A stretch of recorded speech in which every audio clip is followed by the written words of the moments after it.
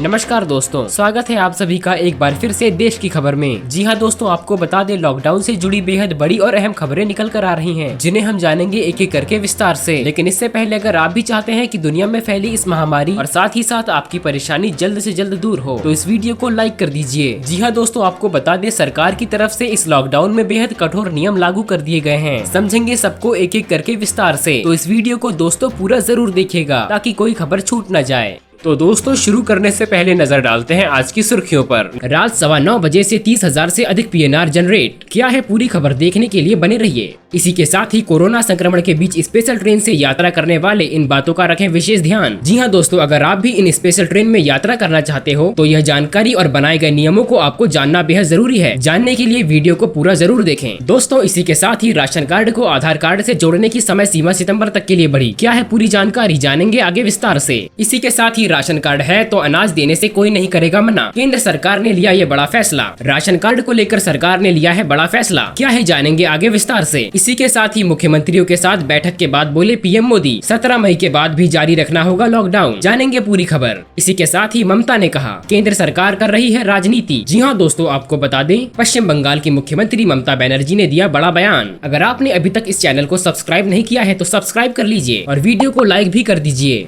तो दोस्तों बढ़ते हैं आज की पहली बड़ी खबर की ओर।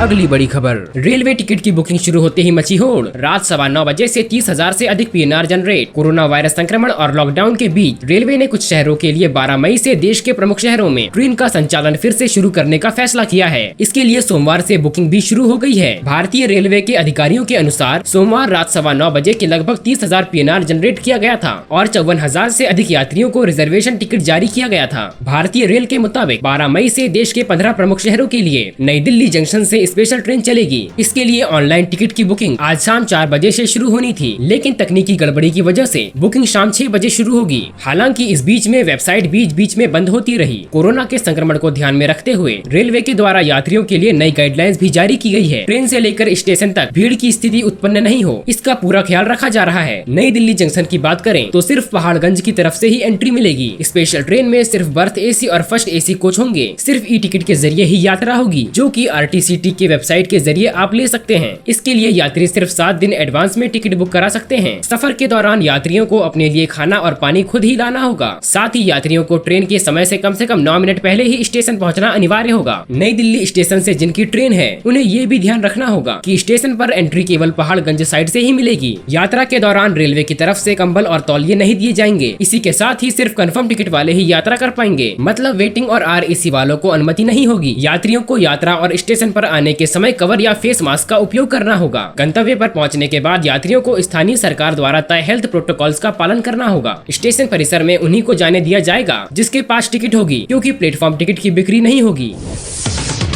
अगली बड़ी खबर, कोरोना संक्रमण के बीच स्पेशल ट्रेन से यात्रा करने वाले इन बातों का रखें विशेष ध्यान। लॉकडाउन की वजह से जिस रेल की रफ्तार रुक गई थी वह अब फिर से यात्रियों को उनके गंतव्य तक पहुंचाने के लिए तैयार है। भारतीय रेल के मुताबिक 12 मई से देश के 15 प्रमुख शहरों के लिए दिल्ली जंक्शन से स्पेशल ट्रेन चलेगी, जिसके लिए टिकट की बुकिंग यानी सोमवार से शुरू हो गई है। कोरोना के संक्रमण को ध्यान में रखते हुए रेलवे के द्वारा यात्रियों के लिए नई गाइडलाइंस जारी की गई है। ट्रेन से लेकर स्टेशन तक भीड़ की स्थिति उत्पन्न न हो, इसका पूरा ख्याल रखा जा रहा है। नई दिल्ली जंक्शन की बात करें तो सिर्फ पहाड़गंज की तरफ से ही एंट्री मिलेगी। आइए जानते हैं कोरोना संक्रमण के बीच रेलवे की नई गाइडलाइंस को। स्पेशल ट्रेन में सिर्फ थर्ड एसी और फर्स्ट एसी कोच होंगे। सिर्फ ई टिकट के जरिए ही यात्रा होगी, जो कि RTCT की वेबसाइट के जरिए आप ले सकते हैं। यात्री सिर्फ 7 दिन एडवांस में ही टिकट बुक करा सकते हैं। यात्रियों को अपने लिए खाना और पानी खुद ही लाना होगा। यात्रियों को ट्रेन के समय से कम 90 मिनट पहले ही स्टेशन पहुँचना अनिवार्य होगा। नई दिल्ली स्टेशन से जिनकी ट्रेन है उन्हें भी ध्यान रखना होगा कि स्टेशन पर एंट्री केवल पहाड़गंज साइड से ही मिलेगी। यात्रा के दौरान रेलवे की तरफ से कंबल और तौलिए नहीं दिए जाएंगे। सिर्फ और सिर्फ कंफर्म टिकट वाले ही यात्रा कर पाएंगे। यात्रियों को यात्रा और स्टेशन पर आने के समय कवर या मास्क का उपयोग करना होगा। स्टेशन और ट्रेन में सोशल डिस्टेंसिंग का पालन अनिवार्य है। गंतव्य पर पहुंचने के बाद यात्रियों को स्थानीय सरकार द्वारा निर्धारित हेल्थ प्रोटोकॉल का पालन करना होगा और प्लेटफॉर्म टिकट की बिक्री नहीं होगी। दोस्तों इसी के साथ आपको बता दें कि रेलवे के द्वारा 12 मई से नई दिल्ली स्टेशन से डिब्रूगढ़, अगरतला, हावड़ा, पटना, बिलासपुर, रांची, भुवनेश्वर, सिकंदराबाद, बेंगलुरु, चेन्नई, तिरुवनंतपुरम, मडगांव, मुंबई सेंट्रल, अहमदाबाद और जम्मू तवी को जोड़ने वाली इन ट्रेनों को विशेष ट्रेन के रूप में चलाया जाएगा। दोस्तों अगर आपको इसके बारे में और भी जानकारी या कोई समस्या हो तो नीचे कमेंट करके हमें जरूर बताएं।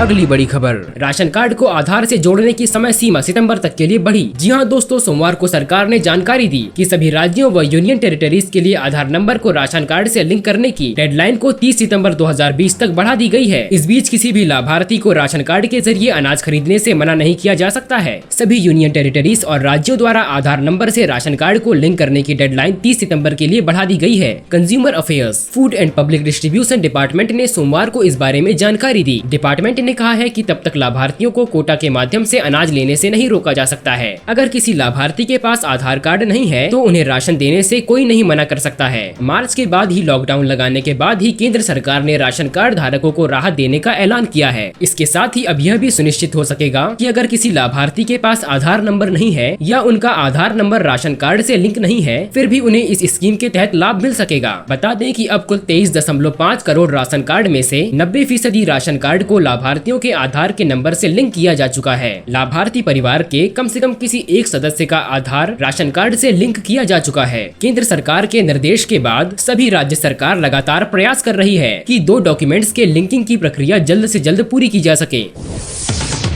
अगली बड़ी खबर, मुख्यमंत्रियों के साथ बैठक के बाद बोले पीएम मोदी, 17 मई के बाद जारी रखना होगा लॉकडाउन। जी हां दोस्तों, प्रधानमंत्री नरेंद्र मोदी ने मुख्यमंत्रियों से कहा, जहां भी हमने सामाजिक दूरी के नियमों का पालन नहीं किया, हमारी समस्याएं बढ़ गई। उन्होंने कहा कि हमारे लिए सबसे बड़ी चुनौती रियायतों के बाद भी कोविड-19 को गाँवों तक फैलने से रोकने की होगी। देश में कोरोना वायरस की रोकथाम के लिए लागू लॉकडाउन 17 मई के आगे भी बढ़ाया जा सकता है। हालांकि इसमें पहले के मुकाबले ज्यादा छूट मिलने की उम्मीद है। सूत्रों के मुताबिक पीएम मोदी ने देश के तमाम मुख्यमंत्रियों के साथ करीब 6 घंटे तक चली वीडियो कॉन्फ्रेंसिंग में कहा कि कोरोना वायरस के संक्रमण को रोकने के लिए 17 मई के बाद भी लॉकडाउन को जारी रखना होगा। पीएम मोदी ने इस दौरान आर्थिक गतिविधियों को बढ़ाने पर भी जोर दिया और इसके लिए कंटेनमेंट जोन के बाहर लॉकडाउन के नियमों में ढील के भी संकेत दिए। पीएम मोदी ने कहा कि पहले चरण में लॉकडाउन के जिन कदमों की जरूरत थी उनकी दूसरे चरण में नहीं थी और तीसरे कदम की जरूरी कदमों की चौथे चरण में आवश्यकता नहीं। प्रधानमंत्री नरेंद्र मोदी ने कोविड-19 के संक्रमण को फैलने से रोकने और लॉकडाउन से चरणबद्ध तरीकों से बाहर निकलने और आर्थिक गतिविधियां तेज करने के उपायों पर मुख्यमंत्रियों से बातचीत की है। उन्होंने मुख्यमंत्रियों से देश की अर्थव्यवस्था दोबारा खोलने को लेकर भी सुझाव मांगे। प्रधानमंत्री ने कहा कि लोग जहां हैं वहीं रहें और राज्य कोरोना वायरस को खत्म कर रहे हैं। पीएम मोदी ने कहा कि राज्यों की अर्थव्यवस्था को पटरी पर लाने के लिए साथ देना जरूरी है। हम इस पर साथ मिलकर काम करेंगे। इसी के साथ उन्होंने कहा कि अर्थव्यवस्था को खोलने का काम करना है और इस पर ध्यान देना जरूरी है। जी हाँ दोस्तों, प्रधानमंत्री नरेंद्र मोदी ने मुख्यमंत्रियों से कहा, जहाँ भी हमने सामाजिक दूरी के नियमों का पालन नहीं किया, हमारी समस्याएं बढ़ गयी। उन्होंने कहा कि हमारे लिए सबसे बड़ी चुनौती रियायतों के बाद भी कोविड-19 को गांवों तक फैलने से रोकने की होगी। शहरी क्षेत्रों से ग्रामीण भारत की तरफ श्रमिकों के पलायन और मजदूरों के अपने घर जाने से आर्थिक गतिविधियों की बहाली में आने वाली समस्याओं पर भी इस बैठक में चर्चा की गई। कई पहलुओं पर विस्तार से हुई चर्चा। करीब 6 घंटे तक चली बैठक के दौरान कोरोना वायरस के संकट और लॉकडाउन के विभिन्न पहलुओं पर विस्तार से चर्चा की गई। प्रधानमंत्री ने कहा कि राज्यों के सुझावों के आधार पर ही आगे का रास्ता तय होगा। आधिकारिक सूत्रों के मुताबिक मोदी ने मुख्यमंत्रियों से कहा कि देश के सामने सबसे बड़ी चुनौती यह सुनिश्चित करना है कि लॉकडाउन में रियायतों के बाद कोविड-19 का संक्रमण ग्रामीण भारत में नहीं फैले। उन्होंने इस बात पर जोर दिया कि आगे के रास्ते एवं सामने आने वाली चुनौतियों को लेकर संतुलित रणनीति बनानी होगी और लागू करनी होगी। प्रधानमंत्री ने कहा कि देश के कई हिस्सों में आर्थिक गतिविधियां धीरे धीरे आरंभ हो गई और आने वाले दिनों में ये गति पकड़ लेगी।